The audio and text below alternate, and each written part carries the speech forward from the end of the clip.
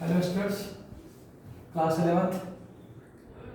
पिछले वीडियो में हमने इंट्रोडक्शन टू अकाउंटिंग शुरू किया था, जिसमें अकाउंटिंग का डेफिनेशन हमने बताया था, स्टेप्स ऑफ अकाउंटिंग प्रोसेस जो थे अकाउंटिंग में क्या क्या होते हैं, वो सारा चीज़ हमने बताया।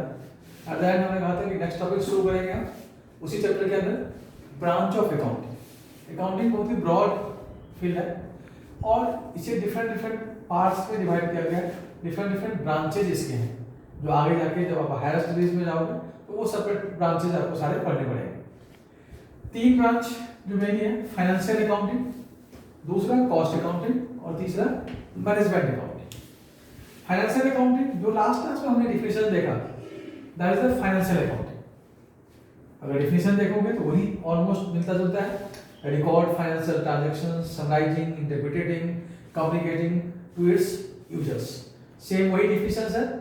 तो 11th में जो हम अकाउंटिंग पढ़ेंगे that is the financial accounting. The second part और second branch of accounting is cost accounting. Cost accounting basically हम इसलिए करते हैं to find out the cost of products and services. जैसे कोई गुड्स मैन्युफैक्चर होता है या हम कोई सर्विसेज देते हैं, तो सर्विस देने का कॉस्ट कितना है या उस गुड्स का बनाने का कॉस्ट कितना है। जब तक बिजनेस को उसका कॉस्ट पता नहीं चलेगा तो वो अपना सेलिंग प्राइस कैसे डिटरमाइन करेगा। तो कॉस्ट अकाउंटिंग कॉस्ट डिटरमाइन करने में हेल्प करता है, सेलिंग प्राइस डिटरमाइन करने में हेल्प करता है, टू कंट्रोल द कॉस्ट और to reduce the cost. Cost को रिड्यूस करने और कंट्रोल करने में भी कॉस्ट अकाउंटिंग बिजनेस को हेल्प करता है। जस्ट फॉर एग्जांपल, जैसे सपोज कीजिए कि आप मार्केट में कोई सामान परचेज करने के लिए जाते हैं, तो हम क्या करते हैं, बार्गेनिंग करते हैं, डिस्काउंट ढूंढते हैं। तो आखिर अगर वही सामान कोई दुकानदार किसी को 100 रुपए में देता है और दूसरा बंदा उससे बार्गेन करा के 90 रुपीज में ले लेता है, तो जिसने बार्गेन कर लिया, जिसने डिस्काउंट लिया, जिसने सर्च किया कि कहाँ पे वो आइटम हमें सस्ता मिलता है, तो उसने क्या किया, अपने कॉस्ट को रिड्यूस कर लिया। तो कॉस्ट अकाउंटिंग डिफरेंट टेक्निक्स और टूल्स उसके अंदर हम सीखते हैं, जिससे हम कॉस्ट को रिड्यूस कर सकते हैं, कॉस्ट को कंट्रोल कर सकते हैं, एक्चुअल कॉस्ट सही डिटरमाइन कर पा सकते हैं कि आखिर एक प्रोडक्ट को बनाने में हमें कितना कॉस्ट लग रहा है, ताकि उसमें प्रॉफिट ऐड करके हम क्या करेंगे, सेलिंग प्राइस निकालेंगे। लेकिन ये चीज आपको अभी नहीं पढ़ना है। जब आप कॉलेज लेवल में जाएंगे या प्रोफेशनल्स में जाएंगे तो वहां पे जाके आपको कॉस्ट अकाउंटिंग सेपरेटली पढ़नी होगी। स्कूल लेवल में कॉस्ट अकाउंटिंग नहीं पढ़ना है। तीसरा ब्रांच जो अकाउंटिंग का होता है दैट इज मैनेजमेंट अकाउंटिंग। नाम से ही स्पष्ट है, मैनेजमेंट नाम स्कूल लेवल में भी सुने होंगे। आगे आपको जो बिजनेस स्टडीज में जाएंगे तो वहां पे मैनेजमेंट डिटेल्स में पढ़ना होगा। मैनेजमेंट का सिंपल मतलब होता है the person who manage the organisation, such person is called management. जैसे प्रोप्राइटरशिप बिजनेस है, एक सिंगल ओनर है तो वहां पे ओनर मैनेजमेंट होता है, पार्टनरशिप फर्म होता है तो पार्टनर्स होते हैं, या कंपनी है तो उसमें बोर्ड ऑफ डायरेक्टर्स होते हैं, they are the managing persons. अब मैनेजमेंट अकाउंटिंग का क्या मतलब है, तो जो हम अकाउंटिंग कर रहे हैं, चाहे वो फाइनेंशियल अकाउंटिंग हो चाहे वो कॉस्ट अकाउंटिंग हो, वहां से ही डिराइव होके एक अकाउंटिंग आती है। और इसीलिए हम कहते हैं कि generating accounting information to help management और owner in various decision making activities. तो ओनर और मैनेजर जो होता है, जो मैनेज करता है बिजनेस का, उसे डिफरेंट डिसीजंस लेने होते हैं। अब डिसीजन लेने के लिए बहुत सारी इंफॉर्मेशंस की जरूरत होती है, और वो इंफॉर्मेशंस जो दो पहले ब्रांच में हमने देखे, फाइनेंशियल अकाउंटिंग और कॉस्ट अकाउंटिंग, वहां से वो डिराइव होके आता है। और उसको डिराइव करके हम मैनेजमेंट उसको प्रॉपर्ली यूटिलाइज करें, उसके फॉर्मेट में बना के उस इंफॉर्मेशंस को जो मैनेजमेंट को देते हैं, और उस इंफॉर्मेशंस के जरिए मैनेजमेंट क्या करता है, डिफरेंट डिसीजन लेता है। Such accounting is called management accounting. जैसे जस्ट एक सिंपल एग्जांपल बताता हूं कि हम फाइनेंशियल अकाउंटिंग कर लिए। अब सपोज करो कि एक बिजनेस है जिसके 2 यूनिट्स हैं, 2 फैक्ट्री है। अब दोनों फैक्ट्री में से मैनेजमेंट को ये देखना है कि कौन सी फैक्ट्री हमें ज्यादा प्रॉफिट देती है, या कौन सा फैक्ट्री है जो हमारे लिए ज्यादा यूजफुल है, जिस पे हम ज्यादा फोकस कर सकते हैं। अब एक कंपनी में जो फैक्ट्री नंबर 1 है और factory number 2, factory number 1 10 lakh का सेल करता है, सामान जो बेचता है पूरे साल में 10 लाख का, और ये जो बेचता है ये बेचता है 5 लाख का। अब उसमें से खर्चे भी होंगे, जब हम एक्सपेंसेस इसमें से निकाल देंगे तो सारे एक्सपेंसेस जो इसके हैं उससे माइनस करने के बाद जो बच जाता है उसी को क्या बोलते हैं, प्रॉफिट, जो लास्ट क्लास में हमने डिस्कस किया था कि कैसे आप निकालते हैं अकाउंटिंग में। अब सपोज करो कि यहाँ पे जो प्रॉफिट है वो है हमारा 2 लाख रुपीज, लेकिन दूसरी जो अब इन एग्जांपल्स सेल फैक्ट्री 1 का जो सेल है हमारा 10 लाख का और फैक्ट्री 2 का सेल है 5 लाख रुपए। प्रॉफिट जो हमारा हो रहा है पहली फैक्ट्री में 2 लाख रुपए का और दूसरी फैक्ट्री में 1.5 लाख रुपए। इधर ओपन आईज अगर हम देखेंगे तो कौन सी फैक्ट्री अच्छा प्रॉफिट अर्न कर रही है, फैक्ट्री नंबर 1। लेकिन जब हम इस इंफॉर्मेशन को मैनेजमेंट के पॉइंट ऑफ व्यू से जनरेट करके देखेंगे तो यहाँ पे अगर हम देखें इसके हम रेशियो निकाल के देखें तो आप अगर ये देखोगे कि इसका जो प्रॉफिट है वो 20% है, लेकिन यहाँ पे जो प्रॉफिट है वो 30% है। इसका मतलब फैक्ट्री 2 जनरेट मोर प्रॉफिट। अगर बिजनेस यहाँ पे फोकस करे तो जो प्रॉफिट मार्जिन है हमारा वो यहाँ पे इससे 10% ज़्यादा आ रहा है। अगर इसके सेल्स को हम बढ़ा दें तो हमारा प्रॉफिट मार्जिन क्या हो जाएगा, बढ़ जाएगा। तो मैनेजमेंट को इस ढंग से इंफॉर्मेशन चाहिए। अब अगर उसको हम ये रेशियो निकाल के वहाँ पे दें तो फिर मैनेजमेंट डिसाइड कर पाएगा कि फैक्ट्री 2 पे हमें ज़्यादा ध्यान देना है ताकि हम ज़्यादा से ज़्यादा प्रॉफिट अर्न कर सकें। तो प्रॉफिट इस फैक्ट्री में ज़्यादा होता है, लेकिन अगर पूरा का पूरा अमाउंट देखें तो उसके हिसाब से यहाँ पे प्रॉफिट हमारा ज़्यादा होता है। लेकिन जब हम इसको जनरेट कर लिए तो उसके हिसाब से factory number 2 is the more profitable और यहाँ पे मैनेजमेंट फोकस कर सकती है, यहाँ से अपने प्रॉफिट को बढ़ा सकती है। तो इस ढंग से हम डिराइव करके जो भी डाटा यहाँ पे था उसको डिराइव करके हमने मैनेजमेंट को इन्फॉर्मेशन प्रोवाइड कर दिया ताकि वो डिसीजंस सही से ले सके। अब यहाँ पे मैनेजमेंट क्या करेगा, डिसीजन ये लेगा कि फैक्ट्री 2 पे ज़्यादा फोकस किया जाए कि यहाँ पे जितना सेल्स बढ़ेगा तो उसका प्रॉफिट उसके हिसाब से बहुत ज़्यादा बढ़ सकता है। तो इसे आप बोलते हैं management accounting. Again management accounting 11th में नहीं पढ़ना है, थोड़े बहुत chapters basics idea about the management accounting 12th में आप पढ़ेंगे, फिर हायर एजुकेशंस में इसके सबसे ज़्यादा प्रैक्टिकली इसका यूज होता है। तो this is the branch of accounting. Next part हम लोग इसी चैप्टर के अंदर अभी रहेंगे। बेसिक कंसेप्ट्स है हमारा इंट्रोडक्शन टू अकाउंटिंग्स। ये आपका पहला चैप्टर है बेसिकली 11th के अंदर। लेकिन अगर बुक्स की बात करें, आपका जो बुक्स है किसी भी ऑथर्स के बुक्स को देखेंगे या एनसीईआरटी के बुक्स को देखेंगे तो बुक्स का जो नाम है वो है double entry book keeping system of financial accounting. Double entry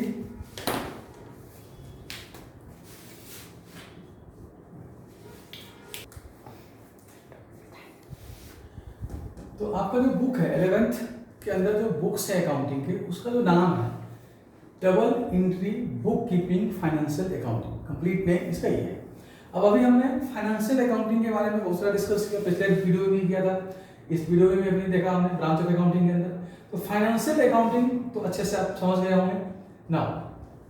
book keeping क्या होता है, बुक कीपिंग और फाइनेंशियल अकाउंटिंग में बड़े सारे डिफरेंसेस पूछे जाते हैं पेपर के अंदर। बुक कीपिंग क्या होता है, व्हाट इज बुक कीपिंग, ये भी क्वेश्चंस आते हैं। तो लास्ट वीडियो में अगर याद होगा तो हमने स्टेप्स ऑफ अकाउंटिंग दिखाया था और उसके अंदर पहला स्टेप्स जो था जिसे हम जनरल एंट्रीज का नाम देते हैं रिकॉर्डिंग ऑफ द ट्रांजैक्शंस। तो जो रिकॉर्डिंग का पार्ट है that is called book keeping. Recording of financial transactions, simply हम इसको बोल सकते हैं recording of financial transaction is called book keeping. Transactions में हम लोग पीछे डिस्कस कर चुके हैं। तो कोई भी ट्रांजैक्शंस अगर है और उसकी जो हम रिकॉर्डिंग कर देते हैं जिसे हम टेक्निकली जनरल एंट्रीज का नाम दिया था, तो वो जनरल एंट्रीज लिखने का जो काम होता है उसी को बेसिकली अकाउंट में बुक कीपिंग बोला जाता है। उसके बाद जितने भी स्टेप्स हैं कंबाइंडली फाइनेंशियल अकाउंटिंग है। समटाइम्स क्वेश्चंस आते हैं कि व्हाट इज द डिफरेंस और distinguish between book keeping and financial accounting. तो book keeping is the primary step of the financial accounting. Financial accounting क्या होता है, at the end result of the whole accounting. यहां पे हम सिर्फ recording करते हैं, यहां पे हम क्या करते हैं रिपोर्ट जनरेट करते हैं। जो लास्ट वीडियो में हमने कहा था कि प्रॉफिट लॉस बैलेंस शीट जो पर्पस है हमारा अकाउंट्स का, वो हम यहाँ से फाइंड आउट करते हैं। दूसरा डिफरेंस अगर बताएं तो ट्रांजैक्शंस डेली होता है, इसका मतलब रिकॉर्डिंग क्या होता होगा, डेली होता होगा। लेकिन प्रॉफिट लॉस डेली नहीं बनता है, वो एक अकाउंटिंग ईयर कंप्लीट होने के बाद बनता है। तो इसका मतलब है कि बुक कीपिंग जो होगा वो रेगुलर बेसिस पे होता है, डेली बेसिस पे होगा, लेकिन फाइनेंशियल अकाउंटिंग डेली नहीं होता है। तीसरा अगर डिफरेंस देखें तो इसी तरह प्राइमरी स्टेज और इनिशियल स्टेज है। तो जिसको बेसिक अकाउंटिंग का नॉलेज होगा they can do the book keeping. जैसे आज के कहते थे कि अकाउंटेंट है, जूनियर अकाउंटिंग का वर्क है, तो वो भी उसको कर सकता है। लेकिन फाइनेंशियल अकाउंटिंग में बड़े सारे स्टेप्स हैं, वो सारे स्टेप्स जिसको करने आएगा यानी कि नीड द एक्सपर्टाइज नॉलेज। जिसको एक्सपर्टाइज नॉलेज होगा वही profit loss balance sheet properly finally तैयार कर सकता है। तो these are the few differences between the book keeping and financial accounting. तो एग्जामिनेशन के पॉइंट ऑफ व्यू से ऐसे ही आप डिफरेंसेस बना के लिख सकते हैं, और नॉर्मली 1 मार्क्स टू 3 मार्क्स के बीच में आता है। तो 3 पॉइंट अगर लिखते हैं, 3 differences, this is sufficient. Now अब एक तीसरा डायमेंशन आ गया, डबल एंट्री। फाइनेंशियल अकाउंटिंग हम समझ गए, बुक कीपिंग समझ गए, डबल एंट्री। डबल मतलब 2, और एंट्री जो जनरल एंट्रीज की हम बात करते हैं। हर एक ट्रांजैक्शंस के अंदर 2 एस्पेक्ट्स होते हैं। There are 2 aspects in every transaction. Accounts में इसे हम डेबिट, DR से डेबिट और CR से क्रेडिट, ये शॉर्ट फॉर्म अकाउंट्स में लिखा जाता है। ये डॉक्टर वाला DR नहीं है, ये डेबिट है, DR। तो डेबिट और क्रेडिट एक ट्रांजैक्शन के अंदर 2 एस्पेक्ट्स होंगे, और दोनों एस्पेक्ट्स को जब हम रिकॉर्ड कर देंगे तो उसे ही हम बोलते हैं डबल एंट्री। अब यहां पे क्या होता है, क्या सिंगल एंट्री भी होता है क्या? यस, सिंगल एंट्री भी होता है, जिसे हम इनकम्प्लीट रिकॉर्ड कहते हैं। Incomplete record of accounting. जब पूरी आगे जाएंगे आप 11th में तो एक चैप्टर आपका आएगा पूरा का पूरा इनकम्प्लीट रिकॉर्ड। क्योंकि सपोज करो कि एक छोटा बिजनेसमैन है और उसके पास अकाउंटेंट नहीं है, उसको अकाउंटिंग नहीं आती है, तो वो डबल एंट्री में रिकॉर्डिंग नहीं कर सकता है, उसको पता ही नहीं है। तो ऐसी स्थिति में वो क्या करता है, सिंगल एंट्री में करता है। और सिंगल एंट्री में जो अकाउंट लिखता है उसी को हम बोलते हैं incomplete record of double entry या इनकम्प्लीट रिकॉर्ड ऑफ अकाउंटिंग। लेकिन उसी बिजनेस का आगे चल के बिजनेस लार्ज स्केल पे हो जाता है, जब वो बढ़ जाता है, फिर उसे डबल एंट्री में जब कन्वर्ट करना होगा तो ये चीज भी हमें आना चाहिए कि कोई अगर सिंगल एंट्री से बुक्स लिखा हुआ है तो उसको डबल एंट्री में कैसे हम कन्वर्ट कर सकते हैं लीगली। चाहे वो इंडिया हो या वर्ल्ड वाइड, कहीं पे भी जब हम अकाउंटिंग लिखते हैं तो as per the accounting standards, as per the rules of the accountings, double entry से ही अकाउंट्स लिखा जाता है, और डबल एंट्री से ही सही ट्रू एंड फेयर प्रॉफिट हम निकाल सकते हैं। सिंगल एंट्री से सही प्रॉफिट नहीं निकाल सकते हैं। तो डबल एंट्री का मतलब हो गया कि हर एक ट्रांजैक्शंस के अंदर 2 एस्पेक्ट्स होते हैं और दोनों एस्पेक्ट्स को हमें लिखना होता है। एग्जांपल देख लेते हैं। सपोज करो कि कंपनी ने और बिजनेस ने एक फर्नीचर परचेज किया, फर्नीचर परचेज्ड ₹50,000। अब इस ट्रांजैक्शंस के अंदर अगर देखा जाए तो बिजनेस के पास क्या मिला, business receive the furnitures, business के पास फर्नीचर आया तो बदले में आउट क्या हो गया, यहां से पैसा, कैश उसके यहां से चला गया। तो एक चीज आया और दूसरा चीज चला गया। तो एक एस्पेक्ट हो गया फर्नीचर आना और दूसरा एस्पेक्ट हो गया पैसों को जाना। तो ये दोनों एस्पेक्ट्स को जब हम अकाउंट में लिखेंगे तभी वो कंप्लीट रिकॉर्डिंग होगी और उसी को हम बोलेंगे double entry system. Single entry में ऐसा नॉर्मली नहीं होता है। सिंगल एंट्री में हम दोनों एस्पेक्ट्स को नहीं लिखते। एक सिंपल एग्जांपल बताता हूँ सिंगल एंट्री का। सपोज करो कि एक छोटे से पान की दुकान किसी ने खोला हुआ है। अब क्या आपको लगता है कि वो पान वाला या छोटा सा सब्जी वाला या छोटे छोटे वेंडर्स जो होते हैं रेहड़ी पटरी वाले, क्या वो जो बिजनेस करते हैं तो वो भी तो अपना प्रॉफिट निकालते हैं, वो भी प्रॉफिट देखते हैं, लेकिन they are not maintaining the account as per the double entry system. वो क्या करता है, वो सिंगल एंट्री के अकॉर्डिंगली अकाउंट रिकॉर्ड करता है। कभी गौर करना, कभी देखना, उस सब्जी वाले को या फिर वो पनवारी को, वो क्या करता है कि एक पर्चे पे वो ये लिखता है कि हमने किसको किसको सामान बेचा, कितने पैसे आए, यानी कि कैश। पूरे दिन भर में जितना कैश उसको आता है उसको वो रिकॉर्ड कर लेता है, जितना कैश आउट होता है उसको रिकॉर्ड कर लेता है, जिससे लेना है उस पर्सन का नाम लिख लेता है, और जिसको देना है उस पर्सन का नाम लिख लेता है। और इतने ही बेसिस पे वो देख लेता है कि हमारे पास कैश आया और किससे लेना है, इस दोनों को इकट्ठा कर लेता है, और कितना कैश गया और किसको हमें पैसे देना है इसको ऐड कर लेता है, और दोनों के डिफरेंस को वो ये मान के चलता है कि यही हमारा क्या हो गया, प्रॉफिट, या निगेटिव में आ गया तो लॉस। नॉर्मली जो छोटे छोटे वेंडर्स हैं they are doing the accounting like this, और इसे हम बोलते हैं सिंगल एंट्री। लेकिन यहाँ पे सही प्रॉफिट नहीं निकला। अब सपोज करो कि उसने जो पैसा दिया वहां से 10,000 का सामान उसका आया, जरूरी तो नहीं है कि 10,000 का सामान पूरा बिक गया होगा, उसके दुकान में 2,000 का सामान भी तो बचा हुआ होगा, उस सामान की तो वैल्यू उसने लगाई ही नहीं। तो जब उसकी रिकॉर्डिंग ही नहीं की, जैसे हमने कहा कि फर्नीचर खरीदा, तो एक जगह हमने फर्नीचर लिखा है, तो इसने तो फर्नीचर लिखा ही नहीं, इसने तो उस सामान को लिखा ही नहीं, तो इसका प्रॉफिट सही नहीं निकल पाएगा। और इसीलिए सिंगल एंट्री सिस्टम के जरिए अकाउंटिंग लिखना अलाउड नहीं है। Again questions, single entry system और डबल एंट्री सिस्टम में क्या डिफरेंसेस हैं, ये भी कभी कभी आते हैं एग्जाम्स में, तो आप इसका भी डिफरेंसेस उसी तरीके से निकाल सकते हैं।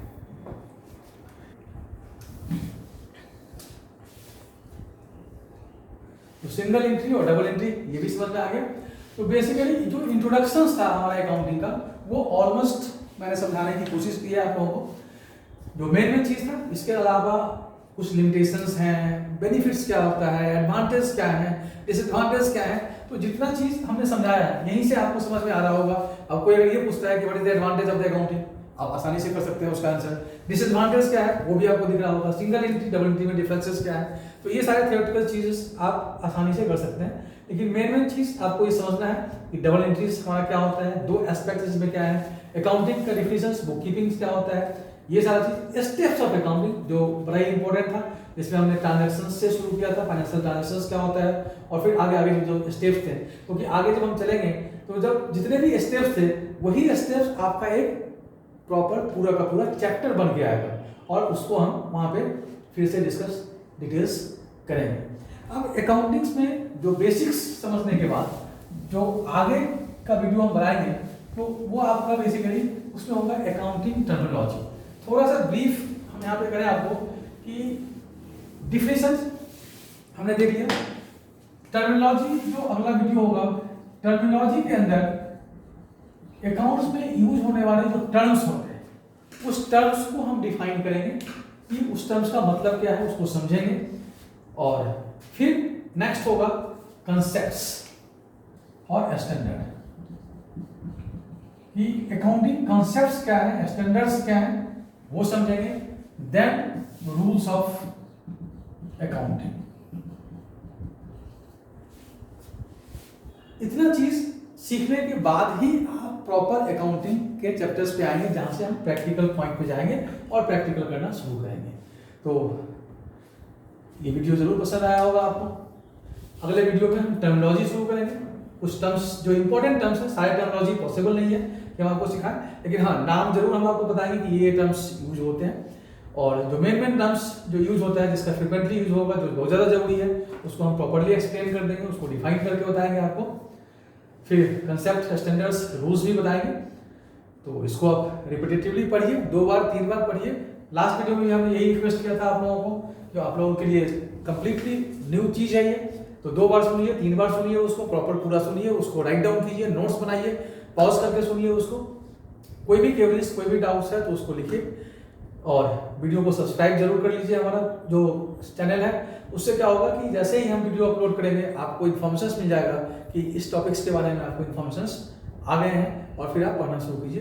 तो रेगुलर बेसिस पे एज जो मैंने फर्स्ट डे प्रॉमिस किया था कि जब तक लॉकडाउन है, आप लोगों को दिक्कत है मैं आपके लिए सिस्टमेटिकली जो आपका चैप्टर्स है, जो सिलेबस है, और उसके अकॉर्डिंगली मैं आपको वीडियो बना के डालता रहूँगा और आप लोग उसके जरिए पढ़ते रहिए।